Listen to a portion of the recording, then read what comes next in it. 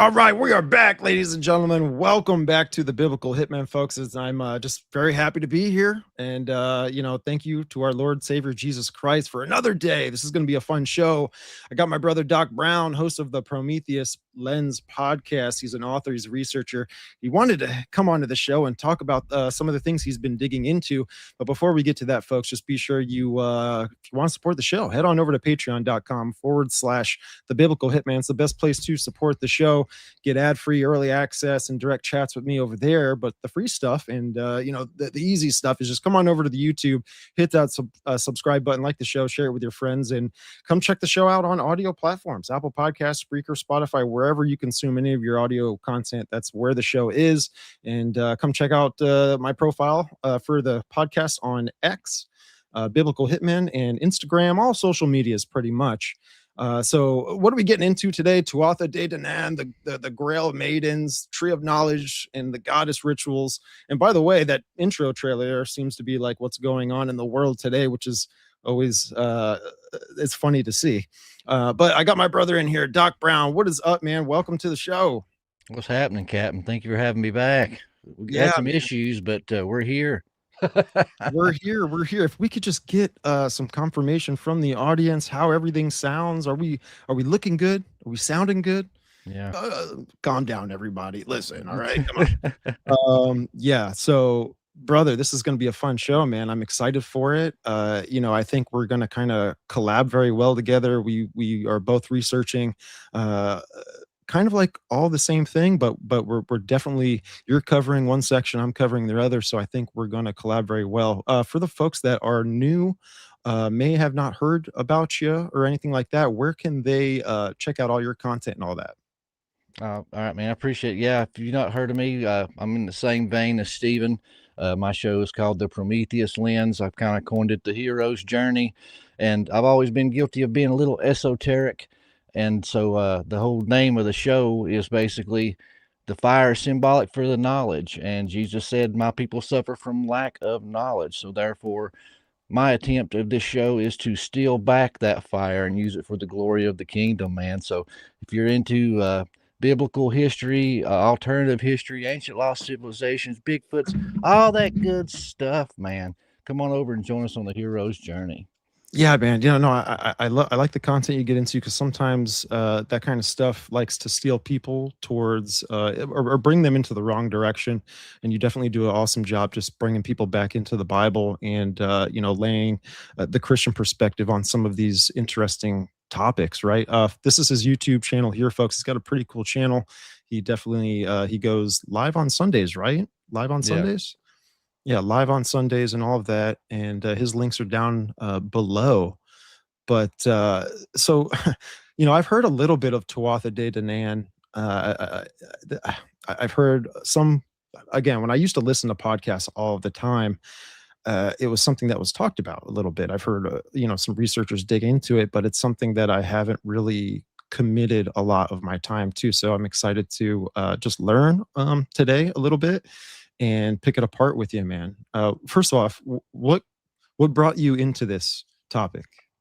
Well, honestly, I'm excited to sit down with you because, like you said, we're looking at this same thing, whether we realize it or not, just from different angles, because there's a whole lot of divine feminine kind of interwoven into this. But for those that don't know me, I recently wrote a book, The Epic of Esau, The Birthright and Seed War, and that led me into Serpent Seed. And a good friend of ours, mutual friend, Dr. Joy Pugh, had her on. She kind of blew my mind. And honestly, guys, I mean, when I first heard that theory, I laughed at it. I thought it was from the devil himself, and had so many people that I highly respected, laughed at it and said, there's no water to be held here. And I done something that I was guilty of chastising other people for. I was relying on other people instead of reading it myself and forming my own opinion. And when I read it and heard her explain it to me, I was like, man, how do these people not see this? I mean, to me, it's plain as day, and it's echoed throughout all the other world religions and mythologies too. So I think if everybody's screaming the same story, just the names and little caveats have changed, there has to be something to that. And so this got me started on my second book, and I'm calling this the Tale of Two Trees Chasing the Dragon. And it's about serpency, but it's kind of going off into where they at historically. So I kind of lay out the biblical groundwork for that, but I wanted to actually show you nuts and bolts in history, actual tangible families and royal bloodlines that stemmed from this and what they believed. And that's kind of what got me into this. And like you said, this is something I've heard many people just reference in passing very fast. Like for example, Gary Wayne, he's one of those, like anytime you have him on, he'll reference the Tuatha Danaan, he'll reference the Merovingians, but he just kind of hits it and goes and expects us to know who they are, what what they do, and all this kind of stuff. And I was completely ignorant, like you said, Stephen. So when I actually dove into these people, oh man, they're an interesting group of people. We have the beginning of vampires, werewolves, drinking of blood, divine feminine sexual ritual. So much good, juicy stuff that we like to talk about. Yeah, dude. Like when I get into like the goddess stuff, I started to, I just was starting with, okay, I just started with all the goddess, right? Throughout from the beginning of time, or as far back as we can date it, with archaeology and geology and all this kind of stuff. And then you could see that there's a lot of cults that form around this. And one thing that I'm learning more, and God's showing me, is there's two sections of the mystery schools. There's like a black magic section and then a white magic. And so I think really a lot of what I'm sure we're going to cover is like the dark, the black magic stuff, right? And what I see today, just to kind of lay this out nicely, is that we're seeing a lot of dark things being revealed today. We're seeing a lot of the deep state. We're seeing a lot of these things, but I also think that it's Satan that controls both the evil and the good. That's kind of how his empire is ran. That's how it's naturally divided. God is a righteous God. He is a holy God. He is a just God. He is just one, right? And so when you look all the way back in the beginning of the Bible, which I love Genesis, man, Genesis speaks so much and it illustrates so much for you for what is to come down the line with the rest of the Bible. And this episode I think is going to fit well. It's going to plug in nicely with the episode I just got done doing, the last live I did, because I talked a lot about the lineages, right? Cain's lineage versus Seth's lineage and what they held in their hearts, right? You had Seth's lineage that called upon the name of the Lord. They kept the truth. They believed in the tree of life, and the word of God was written on their hearts, and that's how these things were passed down. But what was the other lineage doing? You mentioned Gary Wayne. Gary Wayne talks a lot about the spurious side of these sciences and all of these things. So it's a lot of fun to get into, man. Not sure where you want to start, but I mean, maybe Genesis is a good place. Well, honestly, so we can cover some new ground. I was hoping that if they were curious about Genesis and kind of the serpent seed, me and you did a great episode, or maybe two on that. I would highly suggest those people after this episode go back and check those out for a super deep dive. But I guess just to catch people up, 30,000 foot view, and if you don't believe me, go back and see that episode and hear all the evidence laid out in great detail. But basically, I come to the conclusion that the episode in the garden is allegory. It's literal, but there's also allegory, and I think it was allegorical for a sexual act because trees are already phallic symbols to begin with. In the Bible, every time trees are mentioned, it's talking about genealogies and family trees. And even in Ezekiel 31, it's like Ezekiel 28. That's the most famous one everybody knows, the condemnation to the king of Tyre. Yeah, it starts off as a condemnation to the king, but then the wording changes. So it says, you were in the Garden of Eden, perfect in all your ways, till iniquity was found in you, and all this stuff. He's no longer talking to that king. He's talking to the entity behind the king, the Nakash, the Hasatan, translated in some English Bibles as the serpent or, dragon. And when you go to Ezekiel 31, it's the same thing. It's talking to this Pharaoh or this, I think it's either that or the Assyrian, I can't remember now. But when you get there, yes, it starts off like he's talking to a king, but then the wording changes, and it talks about Satan in tree language allegory. He said he was the most beautiful tree in Eden, and his branches went up into the heavens, and the birds rested in it, and the beasts found shade in the shadow of his branches, and all this stuff. And it even says that he was so beautiful that all the other trees in Eden looked at him with envy and jealousy over his beauty. So we have that there to kind of tie that in. And then it just says that she partakes of this tree. And go to the Hebrew word, it can translate to many words, for eat, but that same word is translated to enjoy many times in the Bible. So she partakes of this tree and enjoys, and then goes to her husband, and he too enjoys. And then after this act happens, the curses come. Every single one of those curses is pointing to a sexual act. God is supposed to be the same today, yesterday, and forevermore. Eye for an eye, tooth for a tooth. Every single curse in the Bible correlates to the crime. So why was these curses on seeds and genealogies? I will put enmity between her seed and thy seed, talking to the serpent. There'll be pain and menstrual cramps, increased labor or pain and labor and childbearing. All these different things, and then even the etymology of the names. You go to the etymology of the names. Cain means acquired. Abel's name means breath, because Adam, his father, was a lifeless being until the breath of life entered his body. And then what happens? They leave the garden. Cain, there's enmity, all right. Cain kills Abel. Then later, when Seth is born, it says that he was born in the similitude of his father. And his name, you go to the etymology of that name, it means the replacement. So, that's just kind of the quick overview of that, and that's how we get here.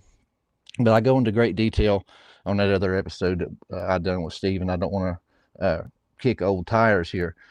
But what I wanted to start our show off today is with, what is the Dragon Court? And what is the Tuatha Danann? Because like you had said, we hear references to this all the time, but people just assume we know what it is, right? And I don't want to steal the mic. Right. If you got something to say or want to bounce off, I know that was pretty long-winded there. No, you're good. You're good. I'll jump in whenever I can. Yeah. There's it's a topic that's tough, right? To talk about amongst Christians, but I think it's something that should be covered. It's on my table, right? And how it just plugs in with certain things. You were talking about a lot of scripture, right? You weren't directly saying, this scripture, but everything you just got done saying, is biblical. So, and this is the thing. Satan likes to muddy the waters. He likes to disassociate you from the truth. He likes to confuse, corrupt, and all these kind of things, which ultimately I think he's trying to do that to protect himself, to protect and hide, what may have happened or what did happen. And that's the thing with the mysteries is this knowledge is always kept secret. And when you look at the mystery schools, there's a hierarchy system that goes up, right? For Freemasonry, you have the degrees. It just goes on and on. Basically, there's with every level that you move up, it's just one more layer of knowledge that you start being revealed about.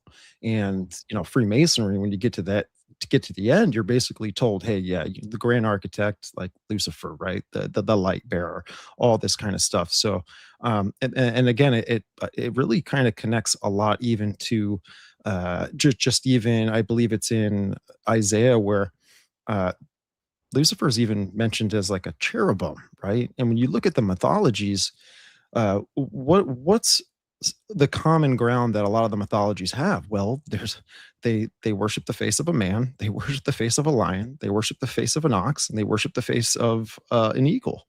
And it's interesting because those things characterize the cherubim. You know, God even placed a cherubim at the east gate of Eden when this scenario got wild in Genesis.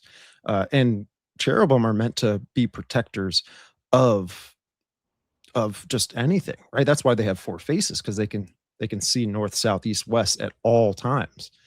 They're alert and they know exactly what's going on, which is why they're really good protectors. So just wanted to throw that in there. Oh yeah, and I try to let Scripture interpret Scripture. We're looking at this ancient text. 2,000 years later, it was written to them, not to us. So a lot of their culture and things like that is missed to us, and how they interpreted this text is totally different than how we would. So that's why it's so important to get that ancient mindset and perspective, because even when you get into other passages of the Bible, they point to this. Not to keep kicking these old tires, but Jesus said to the Pharisees, "You are of your father, the devil, who was a murderer from the beginning." Who was the murderer in the beginning? It was Cain. And then they respond with, "We were not born of fornication, like Cain was. We have but one father," because Cain and Abel had two different fathers. And then John even says, Cain Oh, was of the wicked one. What is sorry, this I don't mean green to. thing? I don't mean to interrupt you, but it looks like, oh man, I looks threw like up there's two a. fingers and a green smoke bomb went off.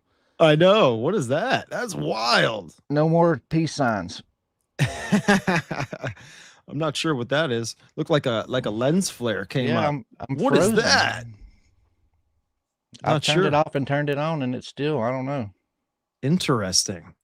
It's funny, man. We start talking, and it's not just today, but it's been like this for a little bit now. I feel like there's a lot of things that happen with electronics. You start talking about certain things, and weird things start happening, and Oh yeah, which I'm obviously, resetting my camera now, uh, okay. but another thing too, John comes right out and says it. Cain was of the wicked one, and then like I told you many times, the final nail in the coffin for me was 2 Corinthians chapter 11. There, the Apostle Paul is talking to the church at Corinth, and he says to him, "I have a jealousy for you." He said, "I have a righteous jealousy for you."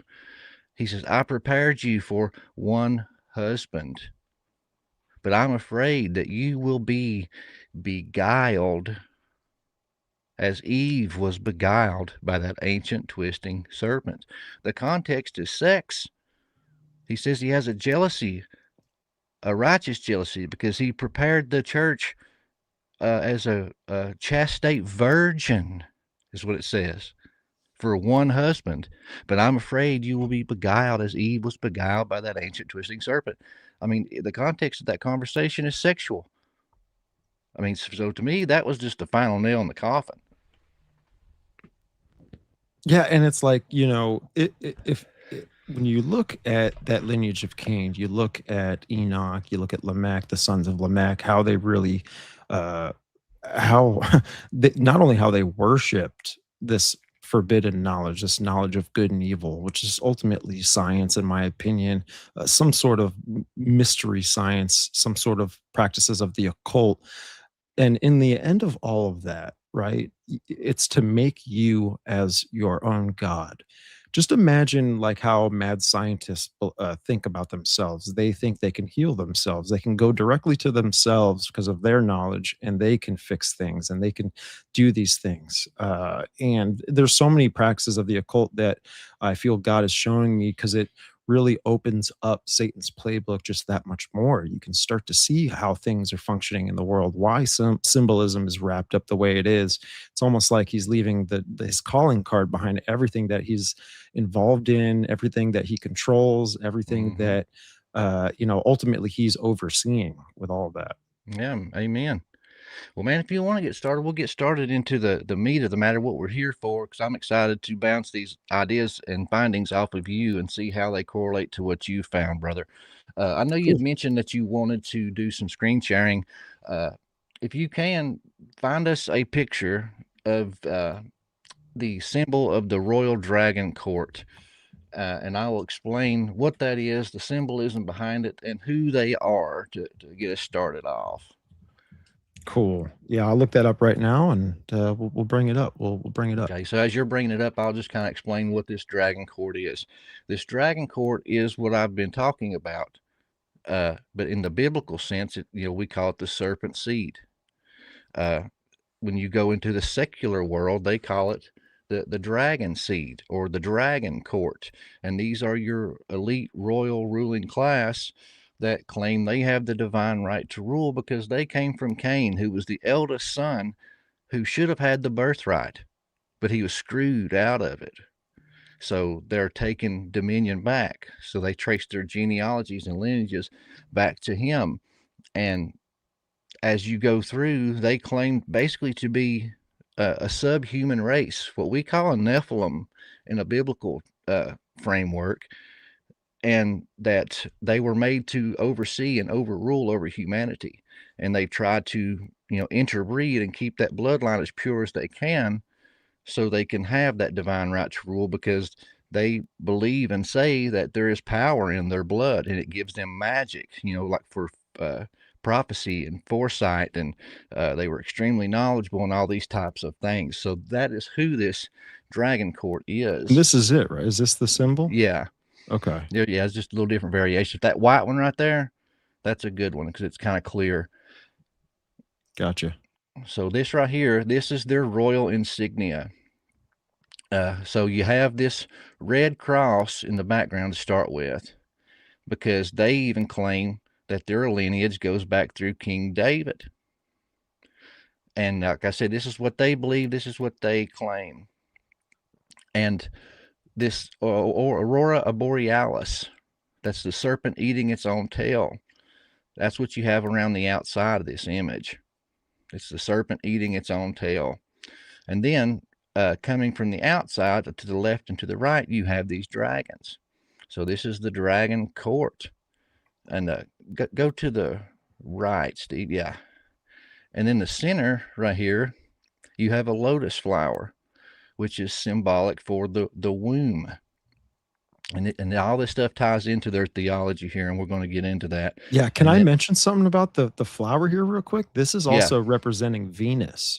Yes. Because in the 8-year cycle of Venus, it actually draws some. This is why the Rosicrucians have the rosy cross, because ultimately they say this is like the flower of life. Mm-hmm. And this goes all the way back, man, to just Venus. And when you look at the Paleolithic age, which again, like, I'm not super dogmatic on the timeline of certain things, but this Venus is the oldest monotheistic religion that mankind is dating. And Venus of Willendorf was an idol that they found that dates all the way back to around 40,000 BCE to 25,000 BCE, and Venus. And we could see in Isaiah, oh, Lucifer, son of the morning, which that means Venus. Mm-hmm. There's something there. Oh yeah, 100%. And we'll get into that too, because there's so much symbology tied into that flower, that lotus. And it comes back to blood rituals, and it comes back to the divine feminine and the womb. So now, if we're continue on, I just wanted to show you that little emblem. That way you kind of see the symbology and stuff behind some of their theology. And so not only is this like a serpent seed, this is a dragon. It's so this family line, or its father of this line, is known as a dragon in some cultures. It's known as a serpent in some cultures. I better quit with the fingers. I'm going to go get that big green blob again. And then in Egypt, he's known as Sobek. And Sobek is half alligator or crocodile, half human. So once again, it's reptilian in nature. Wow, that makes me think of, in the Gnostic theology, how they believe in Abraxas. Abraxas is, this symbolic figure of the monad, which the monad would be like the counterfeit father of this counterfeit trinity in Gnosticism, because it's got two serpent legs. Kind of like half dragon. Yeah, and some of the ancient giants and some of the ancient Greek texts and stuff even depict the Nephilim with snakes and serpents for legs. So, I mean, there's so much symbology and stuff that goes into that. But this goes all the way back to Sumeria and Acadia. The Sumerian kings list talks about the Anunnaki. And I mentioned this in my book, The Epic of Esau, but I didn't know where to put it. I just thought it was strange and worth mentioning, so I mentioned it in the book. But when you get to Gilgamesh, his father is described, I'm sorry, no, his mother is described as this vampiric spirit. And I was like, that's strange. So I went with the whole thing when I get into the bloodline of Esau interbreeding with the Nephilim giants and making the blood lickers, you know, and so that's what I thought. But when I got to this, it really blew my mind because, like I said, there's so many vampiristic things tied in with this. So Gilgamesh's mother is described as this vampiric spirit, and we know from the ancient texts that Nana herself is described as devouring her lovers. So she's even got like some vampiristic type characteristics Ooh, to may her. I throw this in there too? So, right, the Bible says that Satan, you know, roars like a lion seeking who he may devour.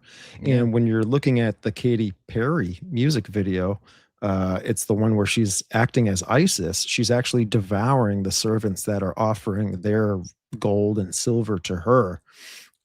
And when she devours them in the music video, she puts the gems that they offered to her in her teeth, and it's like it's almost like this what we see in Revelation 17 with the whore of Babylon, right, where she's decked out in precious metals, gold, pearls, gems, all this kind of stuff. Oh yeah, and that's what I'm saying. Uh, everything that I've looked into and just I've heard you talk about, it's the same exact thing. So I'm real excited to get through this because it's just different points of view or different points of the timeline interweaving like a web or the sewing of a knit your grandma knitting you a sweater. They're all crossing and interlapping, man. But when you go back to these Akkadian and Sumerias and all this stuff, even their creation story has this serpent, Tiamat, who births, the creations, and you have Enki, and he is basically the creator god. And in their story, it says that he created humanity, but then he creates this subhuman race that has intelligence, and all this kind of stuff. That's what they're going back to and calling back to. They're saying they are that superior race. They're not human. They're a subhuman race, and they were created to be the overlords and oversee the dumb regular humans. But this society here, and this is what I said, it goes back to what you're talking about, but it's a matriarchal society. It's ruled by the women, not the men. And so, but there's many names or subsets to this family tree, like job titles, I guess you could say. And some of these titles you may have heard Gary Wayne or other people throw out, but fairies is one of them. Elvins, think of Lord of the Rings. He's talking about this Dragon Court family and the people in it, guys. All this stuff is esoteric in nature. Vampires and werewolves. All of these, titles that when we hear, we think of this wild fantasy type stuff is real, but it's been twisted and distorted and I don't know how to word it, but mythologicalized or sensationalized, Hollywoodized, that when we hear it, we don't take it seriously. It's like fantasized, Yes, and we laugh, and it's been fiction. twisted so out of proportion, but these things are real, and these were real humans. Wow. I know God forbids us to drink the blood, right? Like it's a part of his direction. It's a part of how he's, and there's a lot of things that God's telling his people, right? And he's basically, don't do these things. And I think he's really doing that not only to keep mankind righteous and to follow him and to obey him, but also, what was the world doing? That's what this Dragon Court was doing. And that's what he was saying. If you look at like 90% of his commandments is teaching you to go against what this other family tree was doing. He says, do not drink the blood. The life force, the power is in the blood. You'll see tonight before the night's over with, this is something they practice very heavily. And it's in the Bible also. And it says, don't sacrifice your children to Molech. You see lots of sacrifices here. It says, do not seek necromancers and mediums. These people practice ancestor worship and contacted the spirits of their dead ancestors for advice, wisdom, and for them to inhabit them. So all the things in the Bible, you'll see by the end of the night, 90% of them is calling out this family line and the things that they were doing. And God was wanting them to separate, from this other tree. That's why I was going to name the book, The Tale of Two Trees. What's the point of keeping the genealogy of the Messiah and the bloodline showing that it was pure and untainted if there wasn't already a tainted line they were trying to separate themselves from? Yeah, that makes me think too of like Noah, right? Why did God choose Noah, right? Well, he was perfect in his generations, and we know that no man's perfect. Every man, has sinned. Every man has told a lie. Every man has to die the first death, right? Like, and that's why Jesus Christ came and died for us, because we are sinners. We are imperfect, right? We are spiritually dead inside, and therefore our physical body it will die as well. And we need Jesus Christ to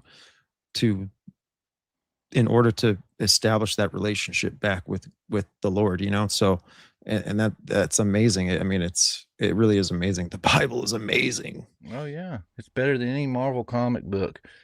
And that's the thing. It's like if we told it in its ancient context, how it was originally written to be interpreted, people would be, oh gosh, I did that again. How do you turn that off on this thing? Any little finger movements, these emojis pop up and it freezes my camera every single time. Oh, does it think like you're giving a thumbs up? That's yes. actually, that's pretty cool, actually, how I don't like it. Every show I've ever gestures. did. Well, we both have the same camera, so I mean, will it happen to me if I do it's the software. Every time I stream with somebody on this platform using this software, it's like you have to sit on your hands. If you talk with your hands, it's going to mess you up, bro. What do I do with my hands? Yeah.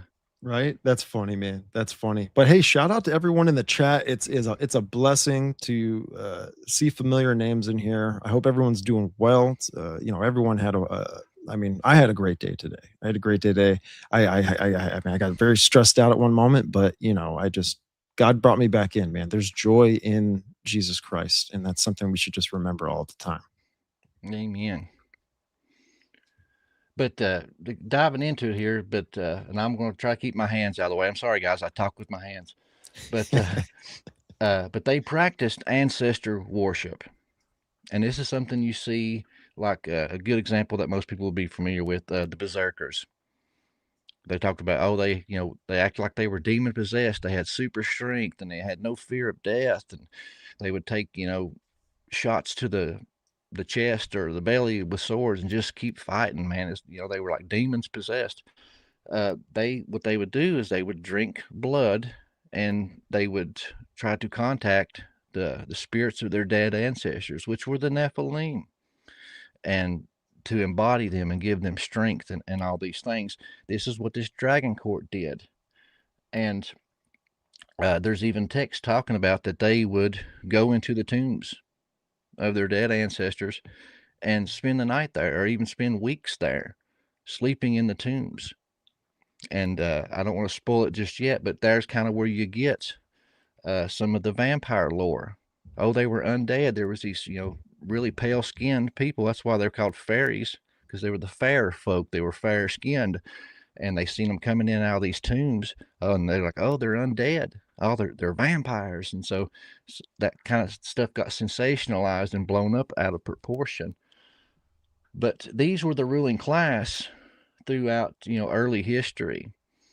But as time went on, they were basically overthrown by they termed it the warlord class, the really strong, big fighters.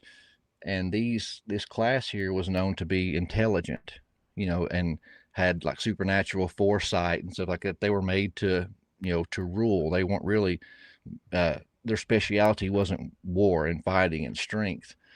But later, this warlord class of people was even overthrown and outsmarted by the Tinkers, is what Nicholas de Vere calls them.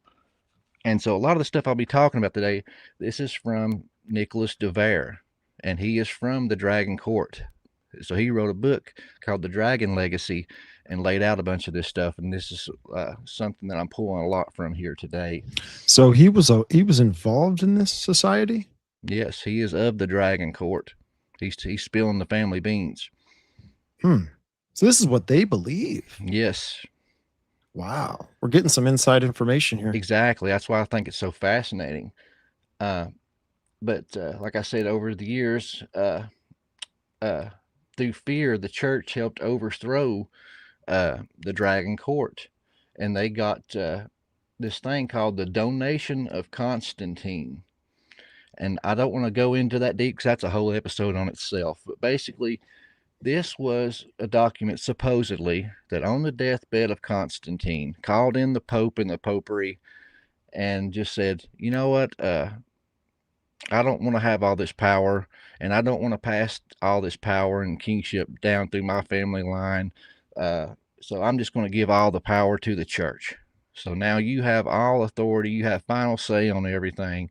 You get to pick who gets crowned. You get to pick who gets dethroned. All the power goes to the church. And supposedly that this happened, and this is how the church got the power back in the day. So through them, and to say the least, this is highly contested. Like I said, name one king that would be like, I have too much power, I'm just going to give it away, or don't want to pass it down through the family to their sons, and they just give it away to the church. That stinks already. But they use this document, and through fear tactics of the vampires, the werewolf stories, and making these royal families look very wicked and evil, to turn even the people that loved them at the time against them and help overthrow them. And like I said, this is from their point of view here. So don't think that I'm saying, oh, these people are so great or anything like that. Yeah, this is not thus saith the Lord, like you say on your show sometimes. We got to wheel people back into the perspective again. And it's a good thing. It's a good thing to assure the audience where it is we stand and how we discuss these things, man. Because sometimes, again, people can straw man what it is we're saying. So it's just a good thing to assure people, what's going on here. Mm-hmm. Oh yeah, totally. And so the fear tactics that they done, I mentioned some of them with they called them vampires. So they said, oh, they're pale skinned and they sleep in the tombs and come in out of the tombs. They're undead. And then they said that they, drank blood and murdered innocent people, and all the people that died or wound up missing, they blamed them and said they were draining them of their blood because they were, these evil demonic things.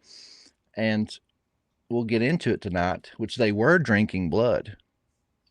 So, but it wasn't just strangers. There was a system to their madness. So that's how you get all the legends and lore about vampire, because they were pale skinned. Yeah, they did sleep in tombs, occasionally, and sometimes weeks at a time, because they practiced ancestor worship, and yes, they drank blood. So that's how you get the staples of of the vampire, because it was what these people done. And then the other part, they said they were werewolves. And werewolves, once again, are these monsters, and they come out on the full moon and they drink blood. They're bloodthirsty because the full moon is tied to the menstrual cycle. And the blood, yes, and the blood that they drank was virgin blood, and it was from their vaginal monthly flow. And this is where you get the term Grail Maidens.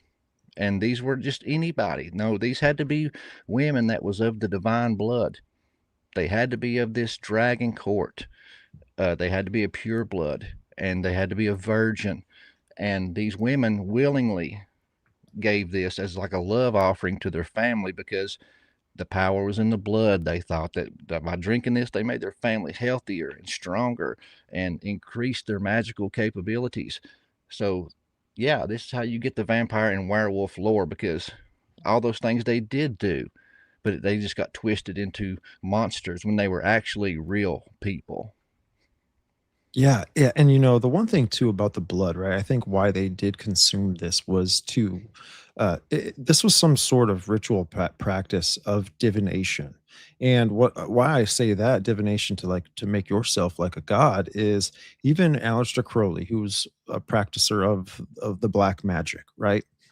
Then you've got people like Alice Bailey and others who are like more the white magic side of things, which is like a righteous side of it, right? The good side of the tree of knowledge of good and evil. But they would drink this blood not only to try and prolong their life, right? Because they again, the one thing about that bloodline is they did not want to die the first death. They didn't want to sit in front of the great, you know, uh, uh, throne of judgment, right? They didn't want to stand in front of God. They wanted to try and avoid that at all times. We can see that even today with, even just adrenochrome, right? And all this kind of stuff. I wanted to share this and we'll just share some scripture with everybody. The Bible's very clear on this. And, this is very important. This is Deuteronomy 18, verse 10.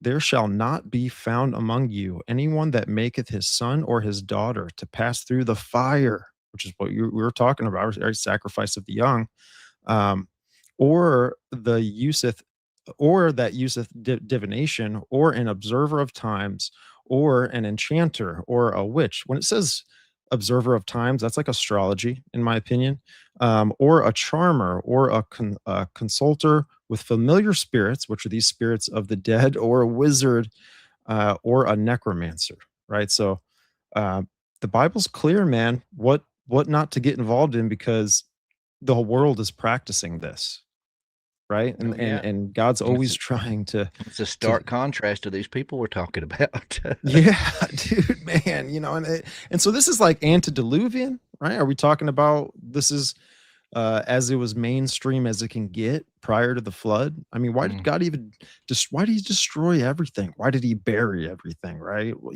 when we mhm. look at these ancient structures, we really marvel at them. We wonder how they were built, and you'll get the Atlantean mysteries that wrap up into it to where you had these groups in the Atlantean times, which Casey, Steiner, Blavatsky, Plato, they all talk about that it happened. This was the civilization before the cataclysm, right? Mhm. Now they mix up, they muddy the waters with what the cataclysm was and all this. I believe it to be a flood, exactly how the Bible says it. But God destroyed this world because it was not only so, it wasn't evil, it wasn't just evil, it wasn't just full of violence, but they had an agenda. Mhm. They had an agenda against the bloodline of Seth. And ultimately, I think it's a part of the Luciferian agenda to, Seed war. yeah, wipe that away so that the birth of Christ cannot come in. Yep, everything hinges on Genesis 3:15, folks, in the words of L.A. Marzulli. It all hinges back on that. It's a seed war, this whole story.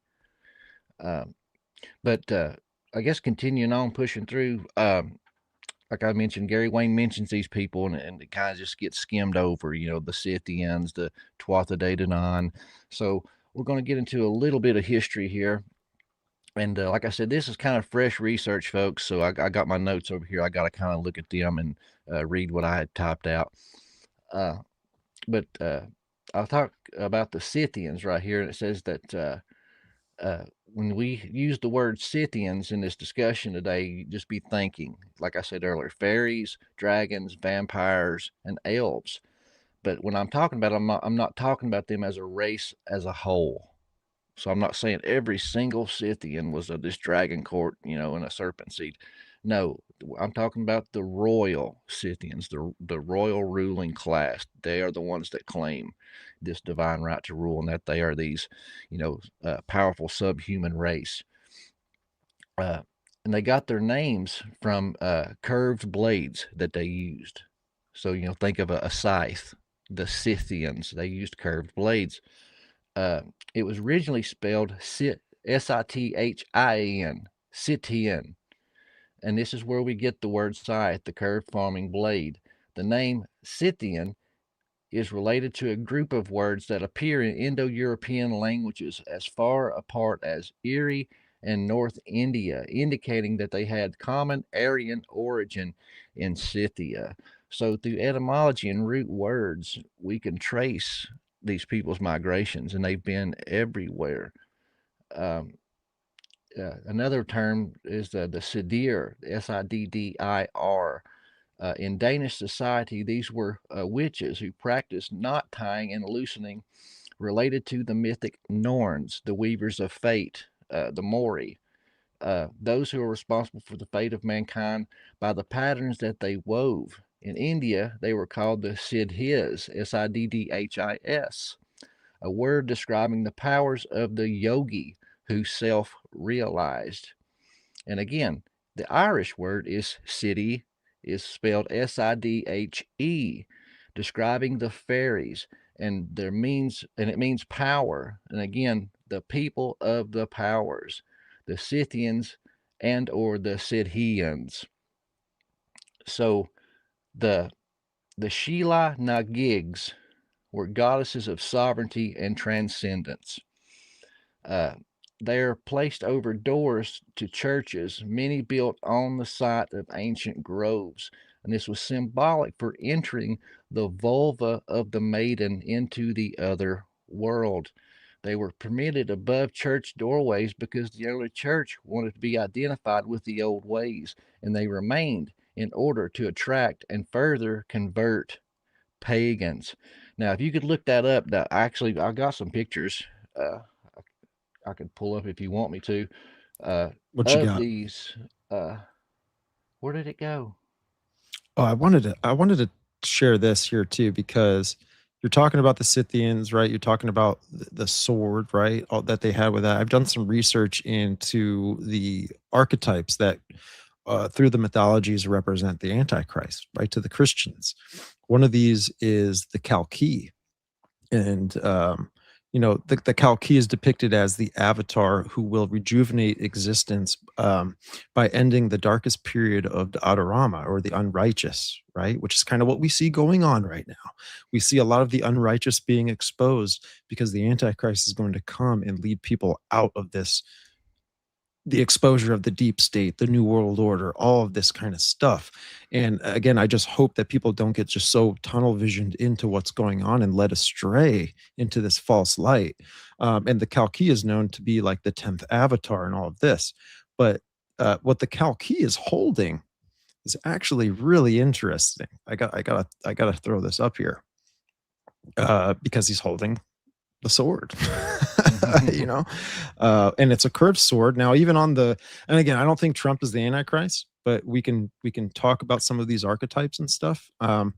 And so here you go, you have the Kalki right here, and I'll get a nice zoom in here on that curved sword, right? And there's this one here that's curved here too. There's another one here. Right, so this and this Antichrist is riding on a white horse, right? Which is, we see in Revelation 6, the rider on the white horse. Christians all around know that that's the Antichrist. And yeah, well, when I was mentioning Trump, it's because on his Trump's Accord coin, he's got the scimitar sword, which could just be another culture representing the same thing. Yeah, fascinating stuff. I'm Yeah. plugging in whenever I can. Oh no, you are, dude. I was I didn't realize I had my mic muted. Oh, it's all good. I didn't want everybody hear me breathing or puffing on my vape there. What But what what now, what now I area are pulled we up some talking about? images for you. Okay, Uh, gotcha. these are the female goddesses that I was talking about earlier, Oh, that's not and it. Hang on. these are found all over, Europe and Ireland and Britain. These old churches, and they put this goddess, and if you zoom in, she's sitting there with her legs spread, and you see her vulva and everything. I mean, and they leave them there to this day. And this is a woman, posing and pointing up at it. And like I said, this was this Sheila Nagigs, goddess of sovereignty and transcendence. And walking through the doorway with that image over is symbolically going through the vulva of this fertility goddess and into the other world. Now you said a buzzword that got me. You said self-realize somewhere The in the yogi. past 5 minutes, right? Self-realization. It makes me think when I was going through the Epstein files, which Epstein was an occultist. I think he was part of the black magic section of the occult, but he was in contact with a gentleman known as Gino Yu, right? Asian guy who really studies consciousness.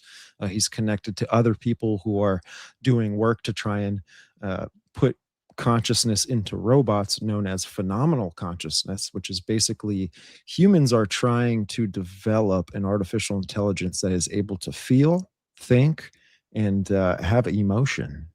So, and the goddess also represents transformation.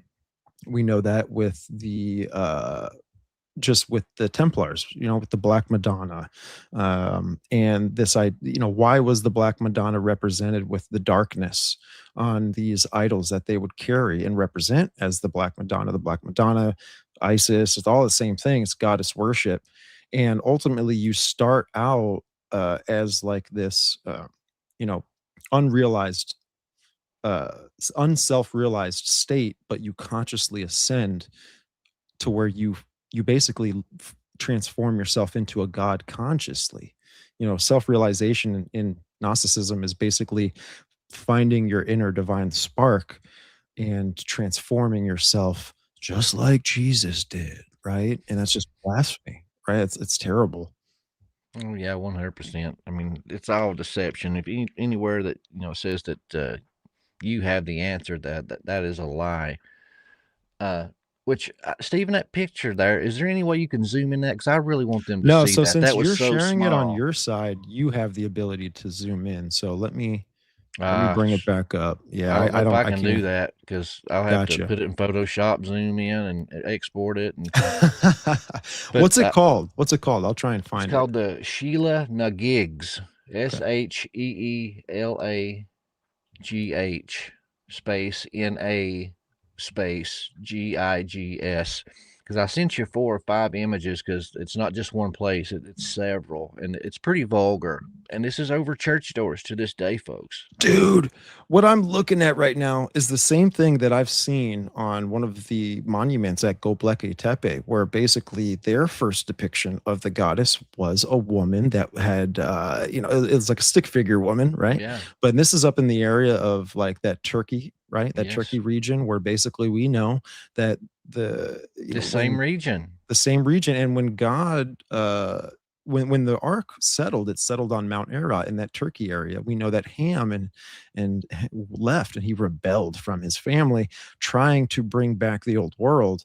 And I think that a lot of this is connected to Ham and his lineage and all this kind of stuff, where they were not calling upon the name of the Lord; they were calling on another name. They were bringing back another. The same religion that was worldwide, that was mainstream, that was of the wickedness of the world before the flood. I have it up here. I'll see if I can throw this up for some people and give me some confirmation if I am looking at the right thing. So, bam, is this it? Yeah. It Similar? blew my mind. I mean, these are over church doorways. It's a woman with her Wow. legs spread, holding her vulva open, and even some of them, she's taking her fingers and holding it open for you. I mean, it's pretty vulgar. This is over a house of God. There's that picture I sent you, the woman pointing up. Okay, let's see if we It's can. just wild. That is, brother.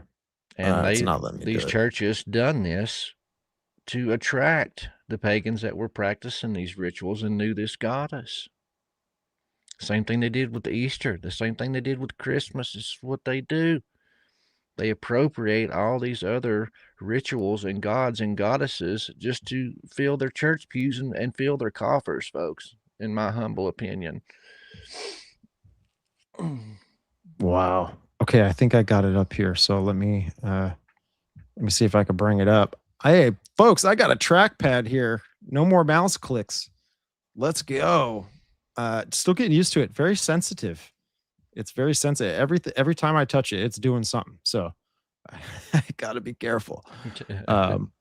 So here, let me see if it's gonna allow me to do this and zoom in. It's that one is in Ireland. It's got that tower there. It's on a huge man-made mound called Tor, and that church is there. It has that emblem over the top of it, but it was a mound. They called it a fairy mound, and it was a ritualistic site that the Tuatha De Danann sacrificed and done their rituals. And then when they were conquered by the Roman Catholic Church to put like a finger in their eye, they stole their sacred spot and put a church up there, and that little tower is all that remains of it now. Which I got that in my notes. I was going to touch on that, but you already got it up, so we'll hit it while it's there. Yeah. I'll see if I can pull up the Göbekli Tepe. Yeah, while you're doing that, I'll go on with some like little characteristics of these people. But the fairies were usually tall, pale-skinned, with golden red hair and green eyes. Unlike the Celts, who were stocky, ruddy complexions and dark hair. And you also get the blonde hair, blue eyes, but the predominant, the ruling class, the royal, royal colors are red. So it was the pale skin, the red hair, and green eyes. Sounds like a clown, buddy. Yeah. In pre-Christian history, an Aryan was a high king. The real Aryans were red-haired and green-eyed. The Aryan Hittites, now there's a biblical term, were close allies of the Jews, whose draconian royal family, the House of David, like I said, they claim they go back to the House of David, made the Israelites, in a cultural sense, an early Aryan nation. The Scythian and the Aryan Scythian Gaels had many settlements around Israel and Judea. Hurrians, like the Scythians, were Aryans. Oh, man. Yeah, so this is the Göbekli Tepe thing that I was telling you about that I found. And they were dating this all, little older than 10,000 BCE. Kind of like that Neolithic period in that time. And this is why in that Turkish area, right? Like I've covered on your show too, where I've gotten into the Kybele cult, right? And Kybele was like the Anatolian Phrygian people, right? Where this was what they worshipped. And the iconographies kind of start to mutate a little bit. They start to evolve. And I could see that this was like something that, the delivery iconography is something based off of like a Neolithic period. Before that, it was, a woman sitting on a throne, basically, or the woman of Kaltehuyuk, for example, the Neolithic period, where it's just like an overly sized woman, big, saggy chest, and then a very big belly, almost like it's showing you that she's pregnant. Yeah. Wild, dude. I'm telling you, there's something with the goddess stuff. And I think God's telling us there's something, especially in Revelation 17, right? There's the harlot. What I get into here, it ties directly into that. I think, you was having it. I got to quit that with the hands. Me and you were talking about it on the phone. You remember I told you about the blood rituals and all the different things and how it points to the Whore of Babylon. I don't want to spoil it. Just okay. That is the crescendo. Okay, if this discussion is a dinner, we've give you the appetizers, and now we're tenderizing the meat. The main course is the filet mignon, and that's a little later. Yeah. I wanted to mention something too, because people get hyper fixated on the fallen angels coming here, descending, taking themselves wives, bearing children with them, which were half breeds, in just the generalized understanding of it. And you can go all the way back to just Greek myths as well, right? This were the Cyclops, these were the giants, and all this kind of stuff. And even just in some of the Atlantean mysteries that I've been researching, Casey talks about that there were two groups of this civilization. And I think God's people, were not plugged into this. They were separate from this. They did not fornicate with the harlot, right? In this time, they did not worship what the world was worshiping.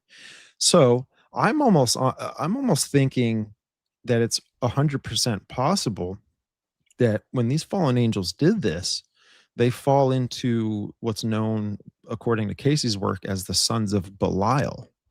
And when Casey is going into these trances, right, which he's a Christian mystic, and he's going into the Edward Akashic Casey. records, right, and he's basically going into this astral realm of Hall of Records, and he's seeing what the civilization was like as he's reading through all this information that he's getting downloaded from demons, most likely. But it's almost like even a it's like if Satanism is both good and bad, I almost see it as he told his angels, right, that rebelled with him, to go down, mate with mankind, develop a he's using this as propaganda to just show that the fallen angels are the bad guys.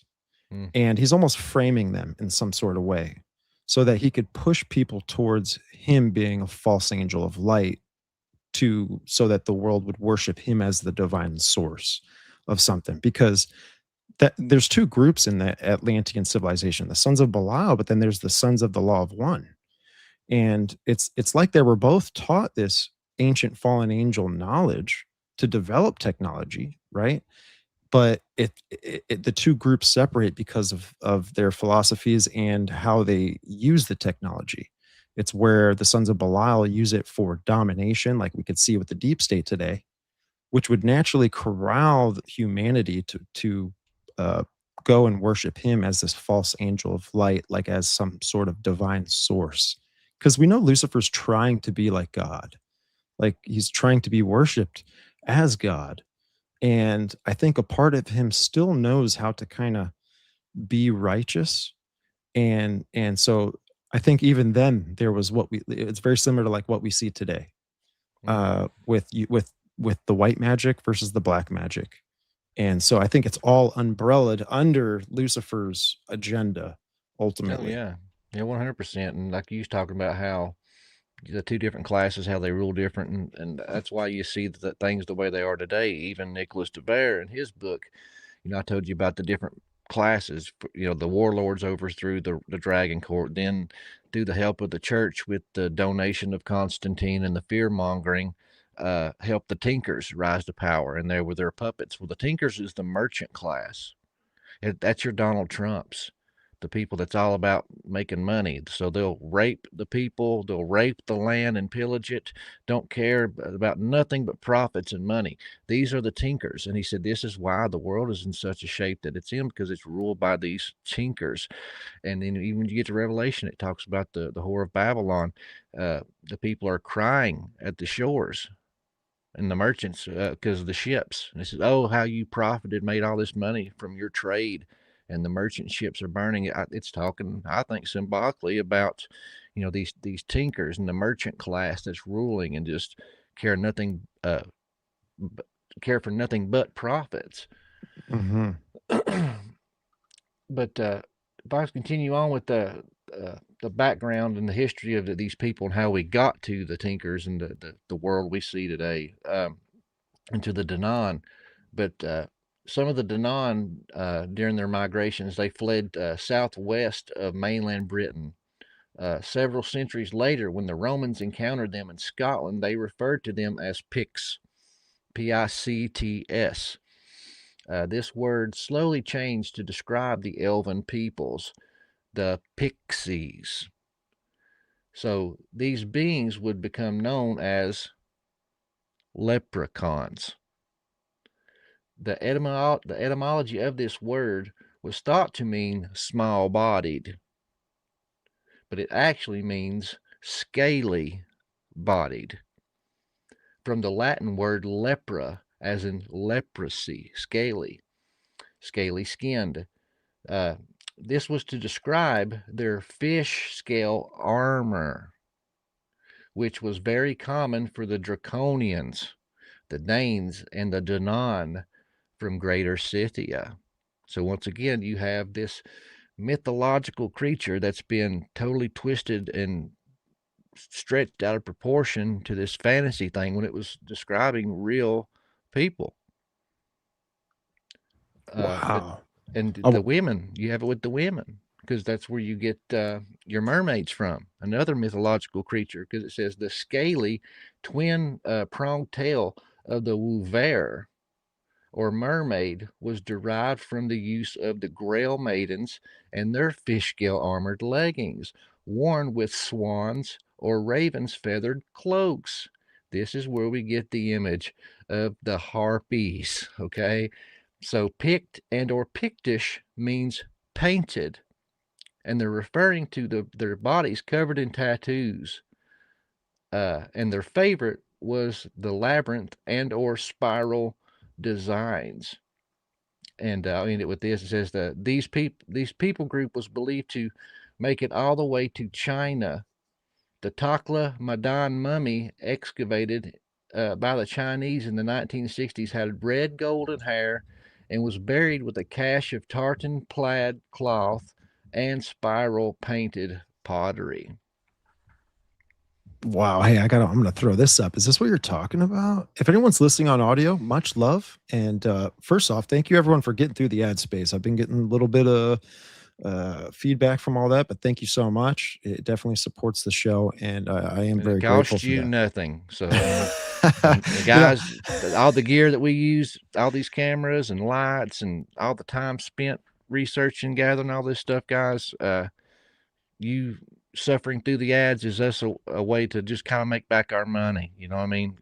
One camera, you'll spend easily $3,000 or $4,000. So we're yeah. not trying to kill it. It ain't costing you nothing but a little bit of time to sit through some ads and help us recoup some of our money to entertain and educate you guys, and we greatly appreciate it. Yeah, yeah. And we love what we do, man. We love what we Yeah, do. And I think I think God blesses our work that we do, and especially if we're doing it for him and his will. And there's a lot, I mean, we research our tail off. I'm at least researching minimum 20 hours a week. And that's not even uh, counting the time that I then display and give that information to the audience, right? So thank you everybody, and we are thankful. So this is some spiral symbolism, right? It's a hmm very ancient symbol. You could see a lot of these things uh, are all over the world. And really another term for this, and it's like kind of like a more of like a, I don't know if it's a new age term, but it's an occult term, but it's the Fibonacci sequence. And this goes back to like Hermeticism. And I just did a stream on critiquing the last 30 minutes of the Danny Jones podcast with LaCroix. And he brought this symbol up. And he says that Hermeticism is going to be the religion of the world within his lifetime. And when we go back to Hermeticism, uh, you know, the divine source of Hermeticism, where these occultists got this this information from this divine source, it was known as the dragon god, right? hmm And the name of that dragon god is Poimandres or Pymander, right? The personification of the divine mind and universal intelligence. And Yeah, so the this cosmic symbol, serpent, as the people yeah, that's taking all this ayahuasca see. right, right. And you know what I'm seeing now is I think that there is a cosmic Christ version of Jesus that's being talked about today. Jesus says that many will come to me in that day saying, "Lord, Lord, haven't we done all these things in your name?" But they're not believing in the real Jesus Christ The of the Bible. sunshine and rainbows, Jesus. Yeah. Not the Yeah. Jesus that comes with a sword and blood stains up to the bridle. He said, Right, "I come right. not for peace, I come for division." Amen, dude. It's Amen. about balance. I mean, he's a loving, forgiving, nurturing God, but at the same time, he's, I mean, he's got the rod. That rod of iron is for discipline. It ain't for a decoration. Right. But yeah, that's exactly what those spirals are, and that's why you see them everywhere. And it's such an ancient symbol because it stems from this dragon cord.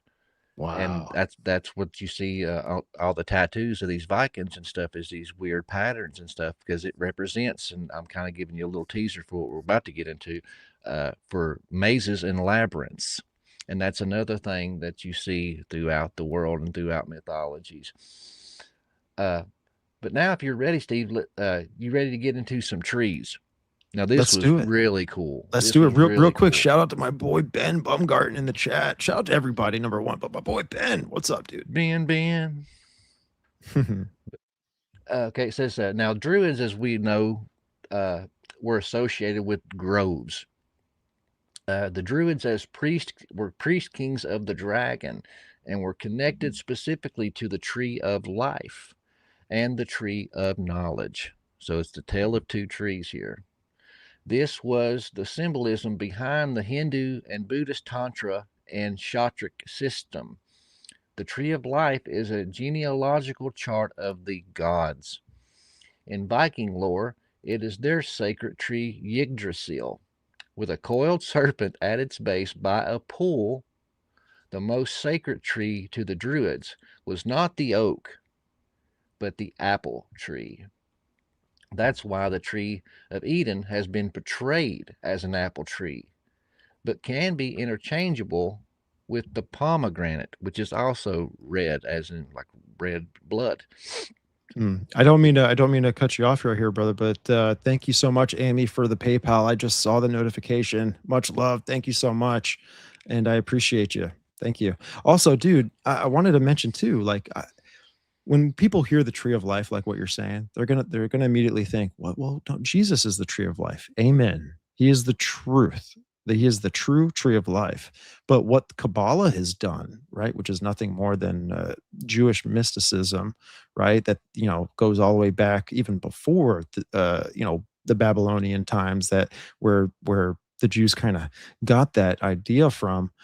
This goes back to Hermeticism. This goes back to the actual tree of knowledge of good and evil and all of that. So I just wanted to throw that in there, um, because when you look at Kabbalah, they have the tree of life, they have the tree of knowledge of good and evil, and then they have the Clipoth, which is like this hidden dark section. It's just its other separate tree that you can choose. That ultimately Darth Vader decided to choose in Star Wars.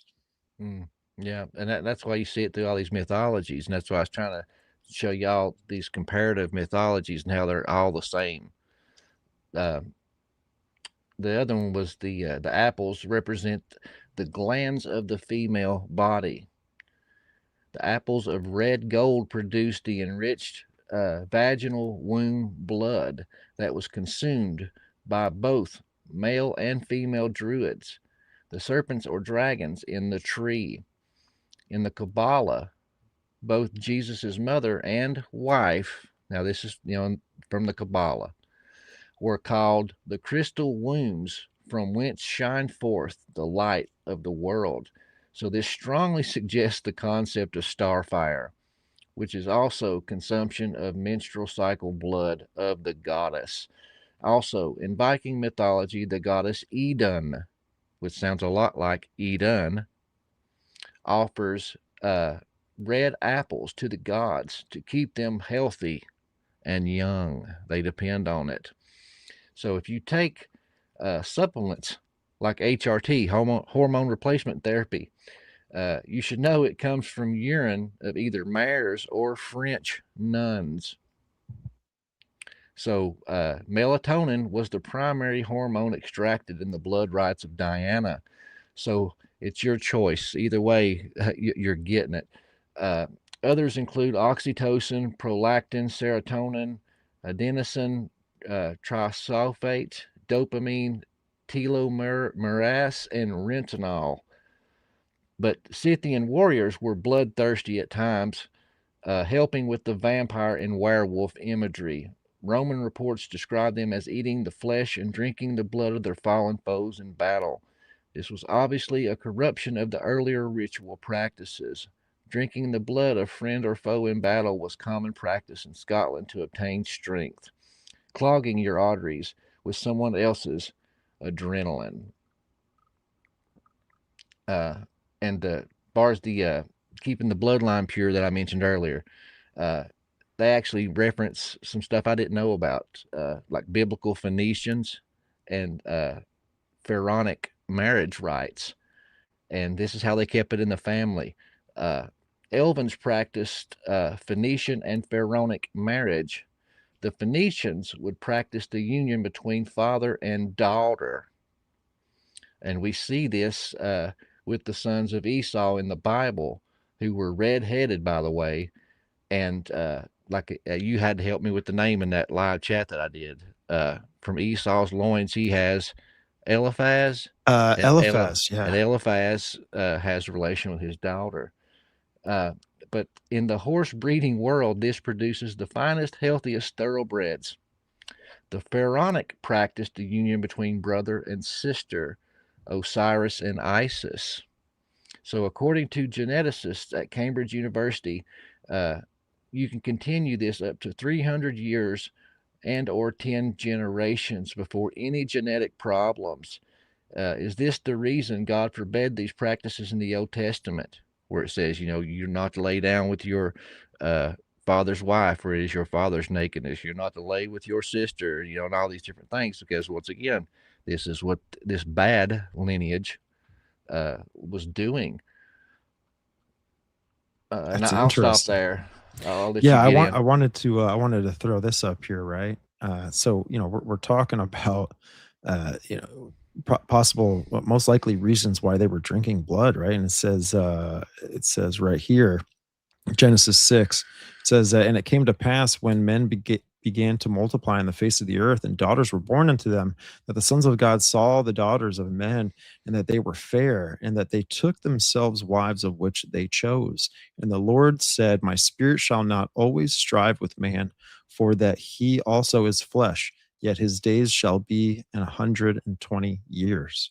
So it's kind of like God comes back. He's like, because it's constantly a chess game Mm-hmm. between Satan and the Lord, where they're both moving, boom, boom, boom, boom, boom, boom, boom, and I can see here, why does God limit the the lifespan? Well, it's probably because they were trying to divinate through this process of drinking blood and prolonging their lives. And Mm-hmm. this was something that was an abomination against God. So God does away with abominations, right? Like he puts his foot down. He's got the power to do that. Mm. Yeah, amen. 100%. And that's why he had to do it. Yeah, I'm in total agreement with you on that. Uh, Now, the Tuatha De Danann. Now, this is like we had mentioned earlier in the show. Gary Wayne and some of these other guys just throw that name out there and just expect us to know. Uh, and some people believe that these were mythological and not real, and some people believe that they were real, but later mythologized as in being gods. But they're described as godlike beings. Like the angels that came down and bred with the daughters of men and gave this knowledge. They were seen as gods and worshipped, but they have very human characteristics, kind of like the Norse gods were depicted. Um, but in their stories, the Tuatha De Danann rule. And then all of a sudden, this other competing group called the Malaysians show up, and they have several battles. And the way it ends is the Malaysians force the Tuatha De Danann uh, in the underworld to the other world. So it sounds a lot like Olympus, the one god's defeating the other and putting him in Tartarus. It sounds a lot like the Book of Enoch, where the fallen watchers gets put into Tartarus and chains till Judgment Day. There's so many stories I could tell you about that sound exactly like this. So that's why I think it's the same story. But according to Devere, he said that that's not true. Well, not totally true. They weren't like total enemies. He said that they arrived at the same time and intermingled a lot. It says that they were both of the dragon court, but different branches of the same tree. And it says that they were at peace and interbreeding together, and that because they were both Scythian tribes. Uh, but also, it says in the book of Enoch, right? What does it say? Before the flood comes, he causes the fallen angels' children to war against each other. I think that's what they're talking about here. because they lived in peace, they interbreeded, then all of a sudden they hate each other and they start fighting and killing each other, and one forces the other into the other world, the underground. Uh, but these Grail Maidens that we talked about, uh, they were basically treated as goddesses. And this is right up your lane here, Stephen. Uh, and they were almost worshipped, believed to be incarnations of the nurturing dragon goddess Die Volna Gnosis. So even in her name is that Gnosis, uh, the goddess that gives the blood of knowledge. And here we've kind of talked about it already today, but in Revelation, the whore of Babylon comes riding on a red dragon with a cup of her porneia. Now, your English translation says abominations, but if you look at the original language, that Greek word is porneia. So, what have we been talking about all night tonight? These Grail Maidens giving their blood, and then they drinking it like a Eucharist. So here comes this whore of Babylon riding a red dragon with a cup of her porneia. It was said that the members of the Dragon Court that were selected, the special ones, the ones that showed a lot of promise, they were trained by these magi in all the secret Enochian ways and mysticisms. And the ones that were selected and trained in this special school, just like Harry Potter, right? Harry Potter, they go to this school, and only certain ones born with this certain abilities get to go to this school, and they get trained and they harness their powers. And what you got, two bloodlines competing there too, don't you, folks? Because you have the pure bloods that are fighting against the mud bloods, and the pure bloods think they have the right to be the high wizards, and that the mud bloods shouldn't even be there. But these people that were selected to go to this special school from the Dragon Court, once they completed their training, they were said to have ridden the dragon. Wow, dude. That's wild, man. That's wild. Now, when I was studying, Cybele, right, the Anatolian, the Phrygian goddess, the mother of gods, how that cult worked. First of all, they worshipped Cybele as a stone and high up on mountaintops. This is, just a few things of what she was worshipped with. And we can see that this falls in line too with, oh, Lucifer, how art thou fallen, right? And ultimately, this stone that they were worshiping was the folklore behind is that it fell from heaven, and it came and it brought knowledge, and it brought transformation. It brought fire, right?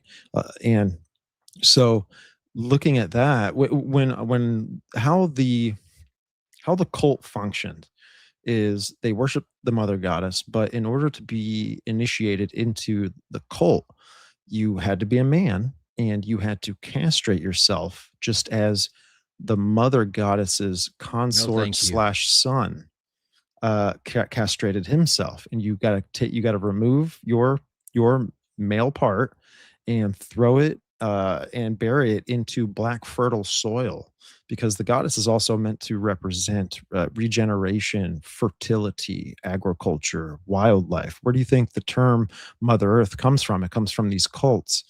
And these priests that would initiate themselves into the cult, they would go transgender, and the male would transform into a female, right? Very similar to kind of how we see culture today. Mm-hmm. And these priests, they would become priests when they would get put into these initiations. They were known as the Gali. And it's almost like they transformed themselves just like she transforms you. And so that kind of is wild to me, right? Some of these cults are wild. But then this moved into the Roman area, where she was also worshipped as the Magna Mater. And how they functioned, their cult in that area, different culture, right? So they're going to change up a few things.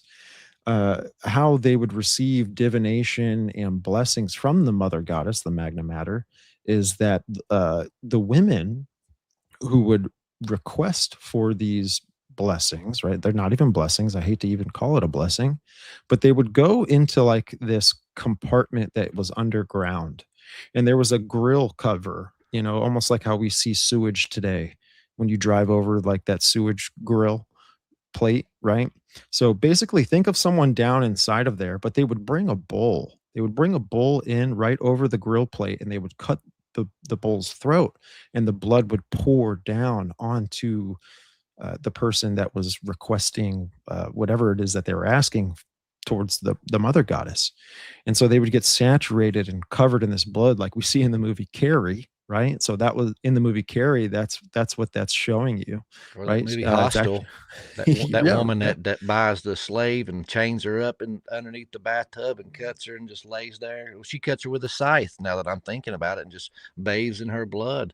Yeah, all this stuff it's stems wild. from It's this. wild. And now that bull is related to Nimrod worship. It's related to Hathor worship, even in Egypt, right? We know that Hathor was a divine feminine goddess of the Egyptian mythologies, where she was depicted through her iconographies to have cow ears and all of this kind of stuff. When Moses went up on top of Mount Sinai, right, to get the Ten Commandments from God, he spoke to God, and he comes back down, and he sees that the people started worshiping what the Egyptians were worshiping the whole time, the golden Mm, calf. yeah, And just before he went up there, he was like, "Don't do this. You just saw the power of the real God, the one and only true God. Just exile us out of this place." And yeah. but this is how seducing this stuff is. This is why Man, in it works. There's Revelation 7, power in it. I mean, yeah, why else? there's Why something else would with you it. sacrifice your children if there wasn't a payoff? They were seeing magnificent things. The devil can perform wonders too, lying signs and wonders. So, I mean, there's a payoff, folks. People ain't just doing this because let's try killing my kid today. I mean, it's the fad going around the Levant. Let's try it. No, I Mhm. mean there's payoffs There's got to because be something to it, because even Satan was tempting Jesus Christ. He was tempting him with the kingdoms of the world. He's tempting him with all these things that he could do through supernatural power and force, because he dominates this world. He's the prince of the power of this world. He's yeah. not dominating it. This world is God's footstool, right? But Satan has reigns here of some sort. He's able to do He's things. the ruler of this world, according Yeah. to Jesus himself. When Satan offers him the kingdoms of the world, Jesus doesn't refute him because he knows it's his, but for a time. It's so cool. It's so cool. For a time. Uh, and here's a real cool one. Here's where we get the modern term for church actually even stems from these people with the etymology. So these maidens that we're talking about, this whore Babylon and her porneia, which is the chalice, which symbolizes the womb and the blood inside of the womb. But these maidens, they ranked second in the hierarchy, only under the dragon queen herself. And the maidens, at the proper age, became dragon princesses and were the next in line for high queen. Uh, in his book, he claims that the word church came from the dragon court also, that it derives from Cirsa and the old Highland euphemism for going to the kirk, Kirk. And this was actually going to the stones, implying the stone circles. And There's that this, stone worship right there. There's the yeah, stone worship. the stone circles, through England and all these other places. Uh, even we talked about it today. Shoot, Göbekli Tepe. Mhm. They were stone circles. Let's go to the Kirk. Let's go to the stones, the stone circles. And that stone from Lucifer's crown plays right into this. It's the prize in the middle of the maze for the Grail Maidens that we're going to get Oh, into I here got in a bit. something to add to that too. Well, Yeah, I'm excited. and we're getting into that. Uh, the fair folk, the Scythian royal house, were said to be of great beauty. And remember, this bloodline had to be selective with their breeding. Only the fairest could be queens and or kings, and they were tall in stature with the palest of complexions, the reddish of golden hair and emerald green eyes. Often we see elven races represented as swans in literature. It's not only represented that way for their beauty, but also their psychological condition as being enlightened. There's that Gnostic terminology we've been talking about. One example is the story of Linan Sadi, who was an Irish female fairy that later developed as being part muse and part vampire, and she is supposed to represent the grace and perfection of the elven princesses. So, La Belle Dame Sans Merci is immortalized in Keats' poem of the same name. In England during the 1300s, this vampire maiden was the Maid of Kent. Some believe that she was the Countess of Salisbury, and it was recorded at the Summer's Ball in Calais. She let her garter slip. King Edward III retrieved it with haste, holding it high and proclaiming, "Shame to be the person who thinks evil of it." This motto can be found as a garter surrounding the shield of the royal coat of arms of the United Kingdom. Professor Margaret Murray asked the question, why was this recorded? And why was the king's response so over the top? Why would he threaten anyone's attitude towards a garment of women's underwear? No point in making a song and a dance about it unless it had significance. So the garter, or the gartiere, was a small buckled belt worn by women around the top of the left thigh or just below the knee on men, and it was known as a menstrual badge, a symbol of the womb and Grail, but also a representation of the aura borealis, the snake eating its own tail. Alchemically showing that the serpent, by consuming itself, becomes the dragon and or vampire, this alluding to the consumption of the blood of their own kind being the source of their power. It was the witch's belt and or the devil's badge, a dynastic emblem of the fairy race that descended from Lilith and Cain. The Order of the Garter was founded by Edward III in 1399. Both the Order of the Garter and the Dragon, reestablished by Sigismund in 1408, both used the Aurora Borealis as their symbol, and it's still in use today in the Angevin Imperial and Royal Dragon Court.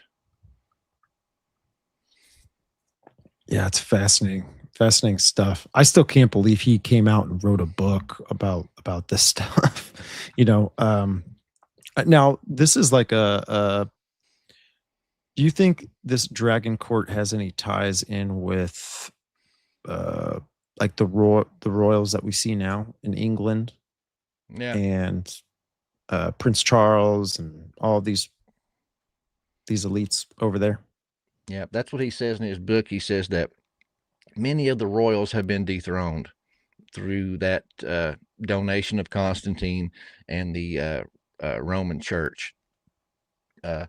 He says that he believes part of the British royal family is some of the last remnants, but even their bloodline has been really watered down, so they're no longer pure bloods. But he believes that as far as people being in the ruling positions, they're some of the last, because even Charles claims his lineage going back to Vlad the Impaler, who was of the Dragon Court. Who was the queen that just passed away? I'm going mind blank right now. Elizabeth. Queen Elizabeth. Yeah. There was something that they did years ago where I want to see if I can try and find it, but she basically like carried this. I think this was, just a couple of years ago, maybe in the time of 2020 and between 2022. But she took a torch and she lit it, and it almost like it was a big ceremony that was going on, and it lit DNA strands that went all the way to a tree, and then the tree lit up. Yep. And so it kind of like falls in line with what they believe, right? Since this is where this is kind of what they believe, and what they worship as their religion, which is very fascinating. Oh yeah, 100%. I can't remember that guy, but he was saying, uh, if once humanity learns to read symbols, they'll unlock the keys to everything, because that's how they talk. That's the most, in my opinion, that is the most, besides mathematics, that is the most purest language in the world, because words, the meanings change. They morph, and the meanings of them change. Uh, all these different things. So it's like these big stone monuments and things like that. That's why they carved these symbols into them, because a symbol is so complex. A word can just mean, a couple different variations of a thing, but it's usually pretty narrow in its scope. But you can embed so much information in a symbol. And I think that's why they talk in symbolism and they pass it on through allegory in these stories. And only the initiated, the people that have rode the dragon, know. Yeah, they have the knowledge in a way to cipher what it means. Yes. Right? Picture within a picture kind of type deal. Exactly. Yeah, that's weird. Oh, hey, appreciate it, Craig. Thank you, brother. With the super chat. He says the Jewish Encyclopedia of 1906 links with Kenite tribe to Cain. The Hebrew word Cain for Cain is where the word Kenites was derived from. When I read that, it just blew my mind. Yeah, that's interesting. Get into the original languages and etymologies, folks. It tells a lot, especially in the Bible. You got to remember, this was written thousands of years looking back. I think a lot of the names that you get weren't actually their names. I mean, it could have been, but I think if it is their real names, it's very high coincidence that all of them describe their role in the story or their character in the story. Cain, the acquired one, Abel, the breath, Seth, the replacement, Nimrod, the rebel.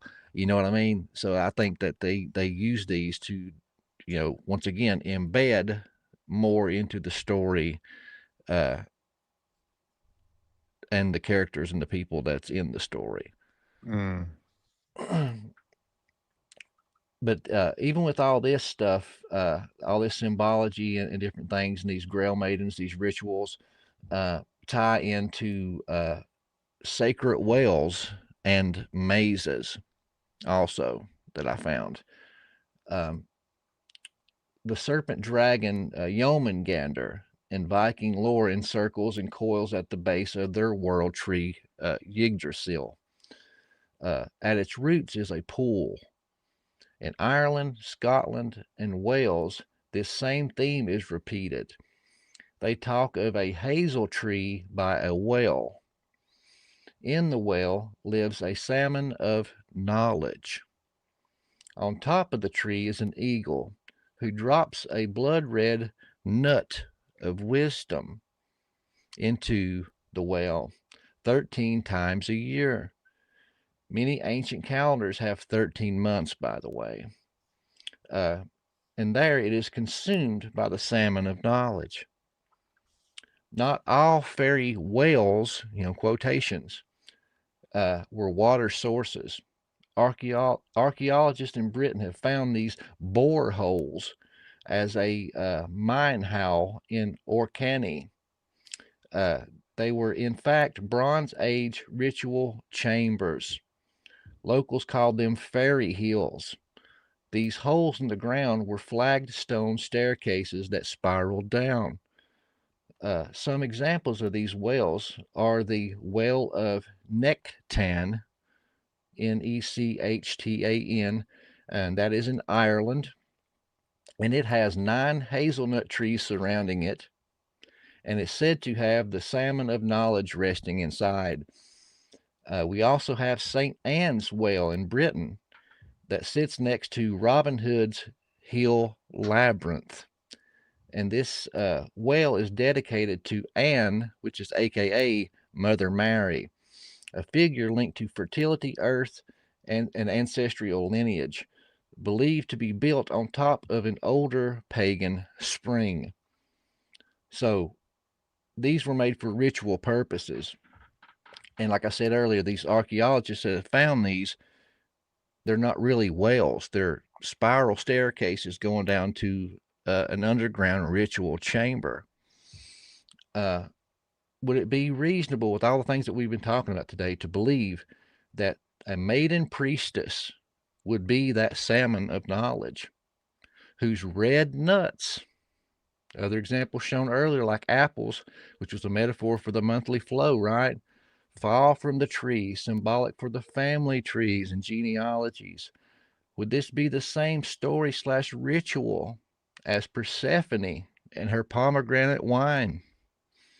This red liquid that represented fertility, life, death, and rebirth. Many cultures made offerings to the gods with it. They were offered at the Jewish temple and consumed on significant holy days like Rosh Hashanah. And Egypt did the same thing. Uh, Besides St. Anne's Well is the turf maze of Robin Hood's race. It's identical with the one on top of the Fairy Hill outside of Ansbury, Yorkshire. And when they walked through this thing, they called it treading the maze. And we see this, the King Minos, the Minotaur, so many different maze legends and lore. It's esoteric in nature, also. Mhm. Uh, That it goes back. made me think when you mentioned 13, right? Like that goes back to the Osiris ritual where he was in conflict with his brother Set. His brother Set killed Osiris, right? And cut up his body into 14 pieces, threw it into the Nile River. And who is there to collect the pieces of his body was his consort Isis. And so she's the one that is going and collecting the pieces of his body, but she could only find 13 pieces. And that 14th piece, right, being the phallus, which was supposedly eaten by a fish, she's the one also who was a master of magic, master of just these spiritual practices where she was known for being able to raise her husband from the underworld back up to the surface, into this dimensional plane, and to put her husband's spirit into her child, right, which is where you get like the reincarnation ritual, and where we can see most likely in the Bible where Apollyon goes into perdition, right, the Antichrist takes a fatal head wound but somehow lives. And I think that there's some sort of connection with the Antichrist, that process, and this divine goddess, which I don't know if we're going to see something actually happen in the future that pertains to this mythology and its ritual when all this happens.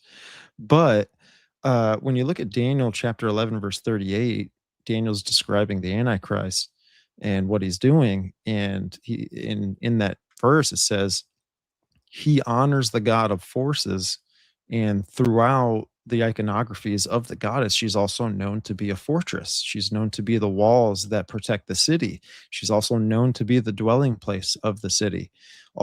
Just think of like a tent, right? Because even when you go all the way back even into like the northern Asian areas where they find some of these idols of the goddess in some of these tribes that were scattered up in that area, they depicted the goddess as a dwelling tent, like a dwelling place.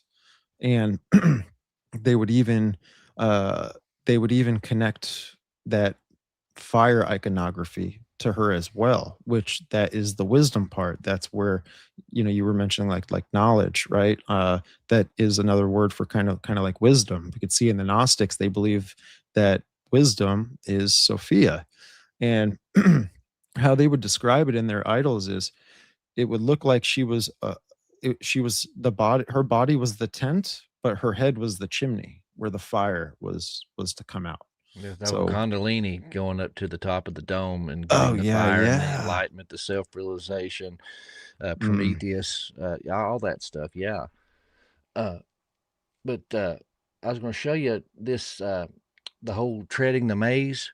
mhm. It goes back all the way, the earliest recorded anyway, was 1908. And like I mentioned, the Pixies and the Pics, their favorite tattoo and things to draw was these spirals and also squared spirals, mazes. That was, really good iconography of theirs. So that, you know, is a pretty good hint, I believe, that they were doing this also. So it's archaic in nature. But once again, just like the goddess with her vulva over top of church doorways, the church reappropriated this very same idea. Many churches in France, Germany, Spain, and Great Britain copied these mazes. Many times they were built on top of or adjacent to other ancient ritual sites. A more famous one is Chartres Cathedral, built by the Knights Templar in the 13th century. At its center is a six-petaled plantagenet, and this is that lily that we talked about in that symbol earlier, or wild rose, with a M carved into it, looking like the astrological sign of Virgo with the fish attached, who they call Our Lady, aka the Virgin Mary, which mentioned earlier in the Whales. She is the salmon of knowledge waiting at the center of the maze. Medieval French writings talk about the same type of labyrinth, the labyrinth of Melusine. In their writings, she waits at the center of the maze, waiting to prey on victims returning from their pilgrimage from the Holy Land. She would draw them in and drink their blood, but at the same time, she would lie in wait as a prize for the quester of the Grail. So here's this, what you talked about earlier, Stephen. The center of Melusine's maze was a black cube stone where the waters of life spring forth, aka blood of the virgin womb. At Chartres Cathedral, mentioned earlier, the center, the rose that I mentioned, is bathed in bloody red light of the sun that comes through a strategically placed pane of red stained glass, making the Grail symbolism complete. This maze was also known as the Jerusalem Mile, as it was symbolic for the pilgrimage to the Levant. It would substitute for that.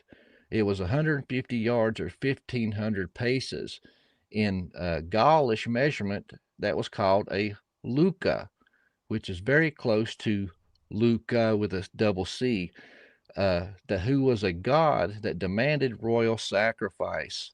And Luca is related to Loki and Lucifer, the light bringer, also known as Mazda or Ormazd. Wow, did you say Mazda? Yes, like All the right. car. So what's funny about that is Zoroastrianism, their supreme deity is called Ahura Mazda, Mm-hmm. which is like The this light divine bringer. being of light and wisdom. That's who they're talking about, yeah. Oh, man. Let's see. So the cubic stone mentioned to be at the center of Melusine's maze is the Leaphale stone, aka the Emerald Tablet. The tablet of destiny to the Sumerians, the vulva of Venus, and the jewel in Lucifer's crown.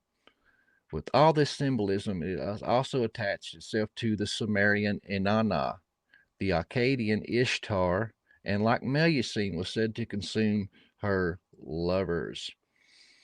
It says that the maidens would perish. The maidens of Parish would gather at the maze, and the winner of the maze was awarded a barrel of beer, and the virgin, of course. This custom echoes the original pursuit of the wild hunt. Uh, the beer was a rustic reminder of the wine of Persephone. And like you talked about with Osiris, this is another reoccurring theme that he suggests is this initiation rite. It's even spiritual and alchemical. The hero's journey, going into the unknown, finding the princess, consuming the Grail blood, and ascending. Is this the maze? Is this the maze like you're kind of talking about here? Yeah. Similar? Yeah. Wow, I got Gilgal Rephaim. I hate to cut you off here, dude. So Jesse, shout out to Jesse. He's always one of the biblical hitmen, but he was one of the co-hosts on the show a long time ago.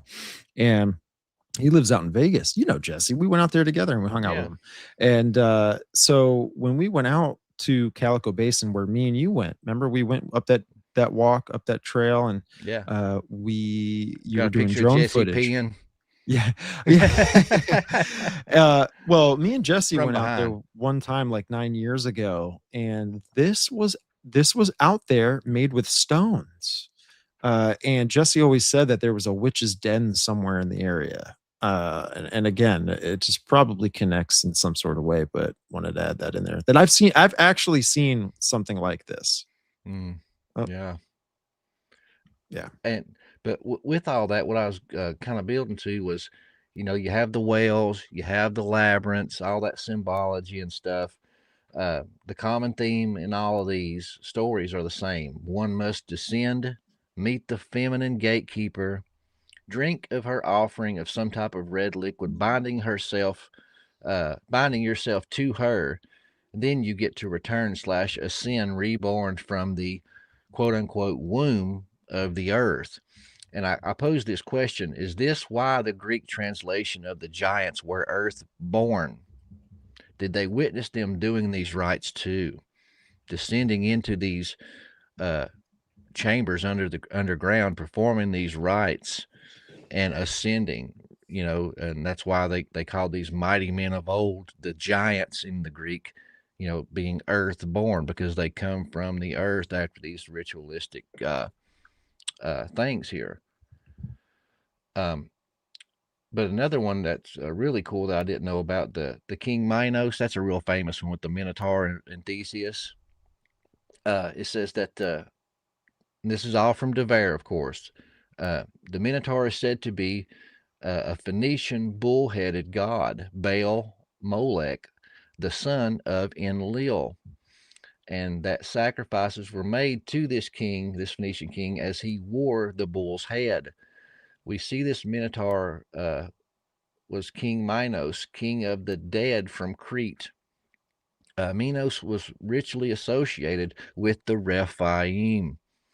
The axe head carvings in his maze suggest some association with the Scythian axe lords of Idumea and Mitten, where the cult of the kings of the dead came, the Rephaim. Remember that passage in the Bible? It talks about, uh, how the mighty have fallen, and the kings of the earth lay, in Tartarus and stuff, or the land of the dead. This was fascinating. Theseus was said to be the son of the king of the sea. Samael / Enki was lord of the waters. Poseidon. Yes, and the daughter of Minos was Eridan, and she was the daughter of quote unquote king of the dead, and so was Lilith. Many scholars and theologians believe Lilith was a creation of the ancient people, separating Eve into two personas. The evil sexual deeds done by her with the serpent was attributed to her alter ego Lilith, and she took all the blame. So again, we come back to that serpent and Eve in the garden and that tree. Yeah, that's wild, man. I Yeah. wanted to mention this too because what you're talking about basically is their belief in their it's their process of salvation, that ultimately, it's a part of embracing going to hell. And this is where the Gnostics will go, the Bible's wrong about hell, right? uh but no, the Bible is correct about hell. And if anything, if there's any spirit telling you that going to hell is part of your journey, that's something that Lucifer or Apollyon would, whisper into your ear. Okay. Like about hell. They don't want you to look at it how the Bible describes it. So even with the Osiris ritual, that journey, right, to enlightenment, to being a god, ultimately starts in the underworld, and that you are on this abode, right? This is why they have pictures of this boat that would be going across the waters. And that's known in Hermeticism as the abode, and Egyptian mythology as Yeah, well. the Wat to the Yeah. Egyptians. Yeah, and it's your journey going from the underworld to the physical plane. And when you're in the physical plane, now you have to self-realize, right? You have to awaken yourself. This is so evil to even talk about. And once you do, then you can ascend into the celestial plane, into the stars. And we know that the empires throughout all of time have done this, even the kings, the pharaohs, the emperors in Roman times, right? They would, Augustus, right? What he told to the people when everyone was watching in the skies and they saw a comet blasting through the heavens, Augustus was like, "It's Caesar." It's like that process of divination. It's there. It's Satan's playbook of salvation, Oh yeah, and and it's a complete it's wicked. inversion, man. And I think that's why Christ did what he did. Because if you look through the Bible, many times God, Jesus, the apostles, Paul when he went to Mars Hill, they take the twisted and inverted mythologies and or religions and practices that Satan has planted into the minds of these people and taken it and used it for his advantage and flipped it on its head to show them the truth. They had at Mars Hill, Paul, they had all these statues to all these gods. There was one to an unknown God. So he didn't come over top of them, beating them over the word, telling them they're all going to hell. No, he met them where they were at because that's what God does. And he's playing 12D chess. So he's ahead of all these fallen angels and Lucifer while they're telling all these stories and lies and twisting all this stuff. He's letting them do it because it's going to be for his benefit in the end to get back those people and win their hearts because he's going to meet them where they're at. And so he's like, oh, this one unknown God. I mean, hey, I know who that is. It's Yahweh. You know what I mean? So he used their stuff against them to convert them. And you see it again in Nineveh. They worshipped this half fish, half man God. What happens? Jonah gets spit up out of a whale. They're like, oh my gosh, this is our God. Let's listen to him.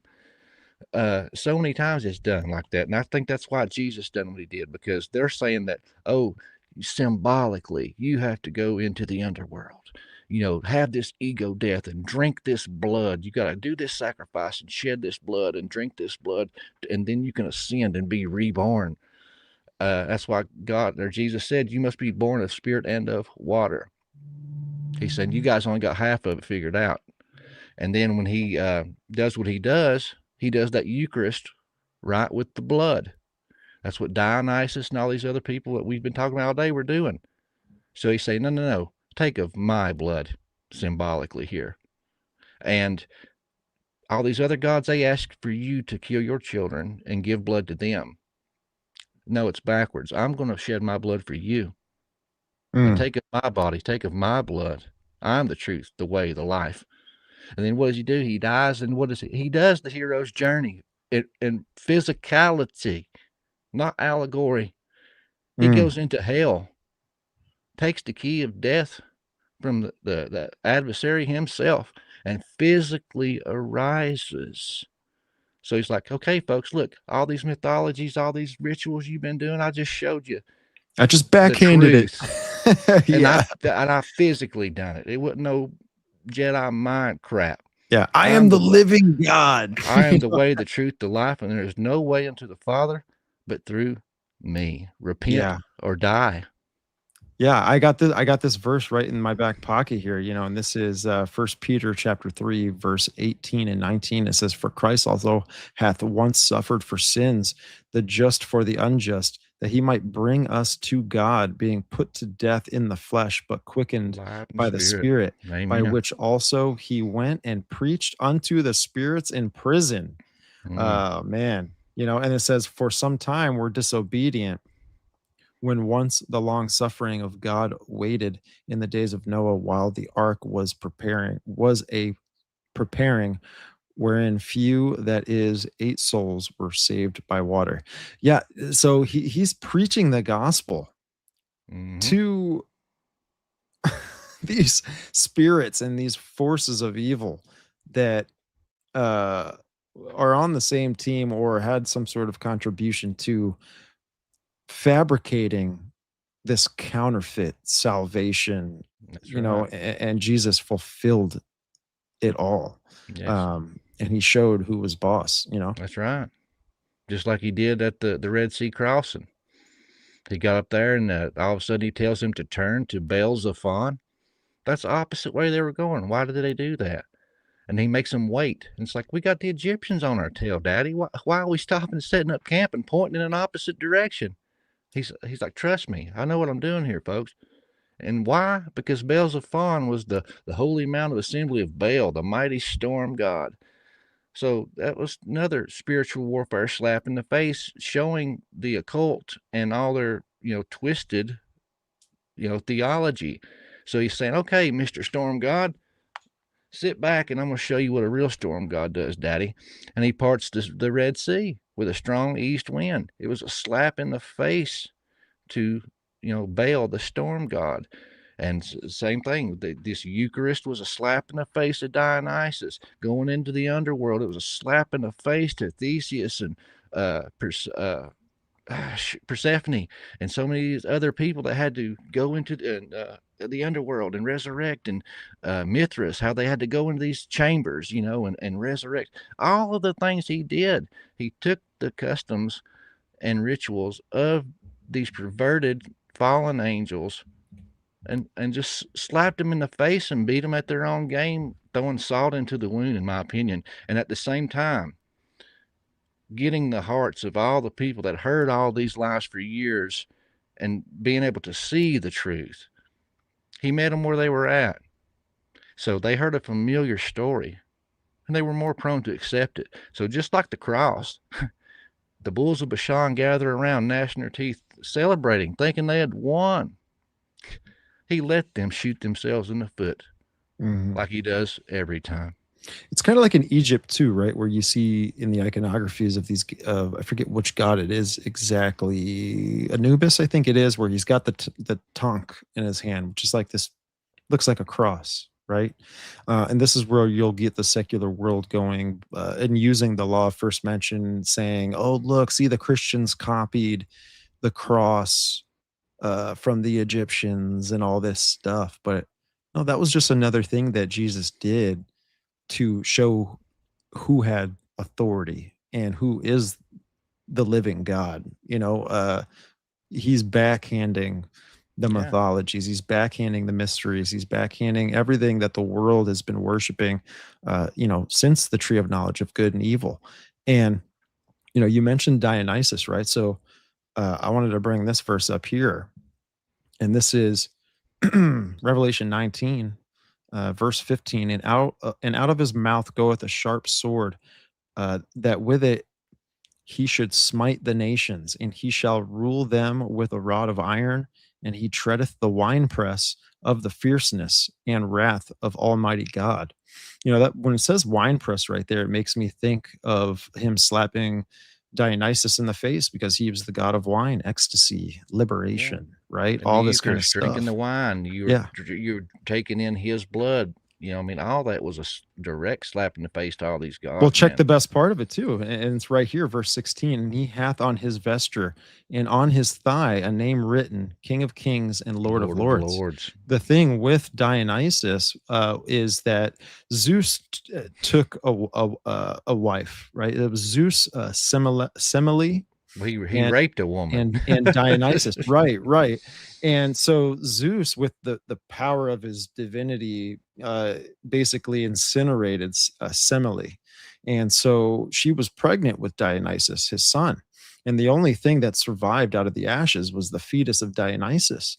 And so Mhm. Zeus takes Dionysus and sews him in his thigh so that he could gestate it and deliver the child, and carry the child a full term, Yeah. and in his thigh. So it makes me, when I see this biblically, I'm like, dude, Jesus is backhanding Zeus, backhanding Dionysus, backhanding uh these little g gods that the world worships, Oh yeah. If you know the mythologies and the rituals and all this different stuff, you see it all throughout the Bible. I mean, if we had the time and the proper context, I mean, we could do a 2.5 hour show of all the backhands, because God doesn't just win. He dominates.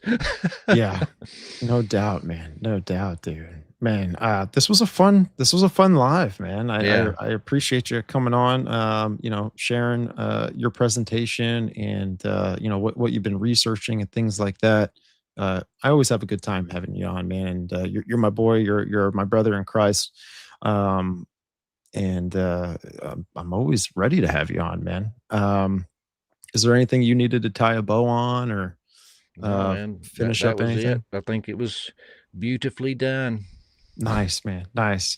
Well, hey, man, the floor is yours. If you want to share any last message with the audience, and we'll get ready to land this bad boy, go right ahead, brother. Oh yeah, man. Well, thank you for having me. I always enjoy the conversations. Like I said, you threw out some research and different things that I hadn't looked into and didn't know yet, but truth is truth, and it fits like a hand in a glove. Everything you were talking about fit right in pocket with everything and complemented what I was talking about. So that's what I was looking forward to and get a different perspective. But guys, thank you for having me. Uh, if you guys enjoy these type of conversations and diving deep, looking into the symbolism and the comparative mythology and things like that, uh, come on over to Prometheus Lens podcast and join us on the hero's journey. Uh, I do at least 2 shows a week, sometimes 3 or 4. But every Monday night at 8 o'clock p.m. Eastern Standard, we do a live premiere and chat.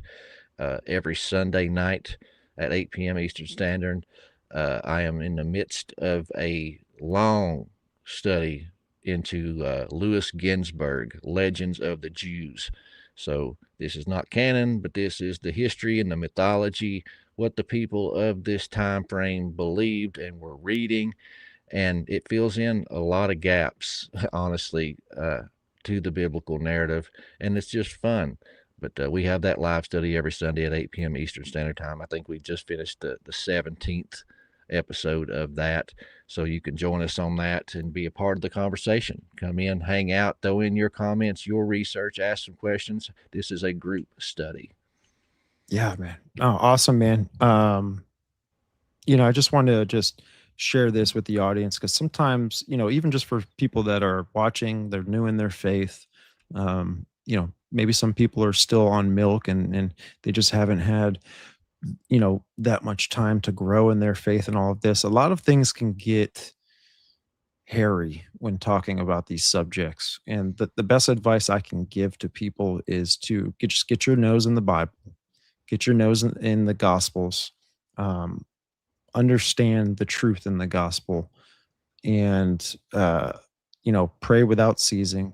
Pray for the Lord to reveal the scriptures to you, and that these things are awesome to get into, in my opinion, for people that have tough skin, number one, but also for people that are really grounded in their faith, they can bounce off of some of these things. But if I could just shift everyone's focus to the Gospels and growing their relationship with Jesus Christ, getting closer to Him, that really is the best thing that we can do, and that's something we all should do as Christians on the reg.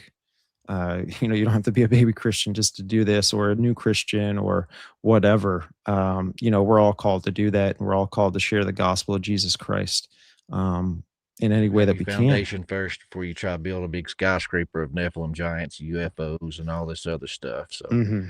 they put a parable about that in the Bible. If you don't have that foundation stone, you're building on the sand.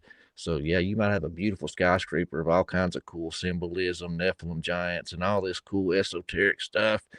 But first storm that comes by, you're going to get knocked down. So, yeah, Yeah. build that foundation first. And that's Jesus Yep. Christ. And Jesus is the cornerstone, right? The most important part of building something. So thank you everybody for tuning in. Doc, thank you, brother, so much, man. And I appreciate you. Folks, if you're still tuning in and you want to support the show, be sure to head on over to patreon.com/the biblical hitmen. That's where you can get all of your early access, your ad free and direct messaging with me. And also, you can support me on YouTube. Come over, hit the subscribe button, like the show, share it with your friends, and also support the platform on audio, Apple Podcasts, Spreaker, Spotify, anywhere you can consume any of your podcast content. That's where the show is. Thank you, everyone, for getting through the ad space. I really appreciate that. It means a lot to me, and you are supporting the show in each and every way possible. And also, thank you, everyone, for the super chats. Thank you, Amy, for the PayPal, and thank you, Craig, as well, brother. I love all of the support, and I mean, I need all I can get at this point. So, thank you, everybody. This was a fun stream, and going to see you next time.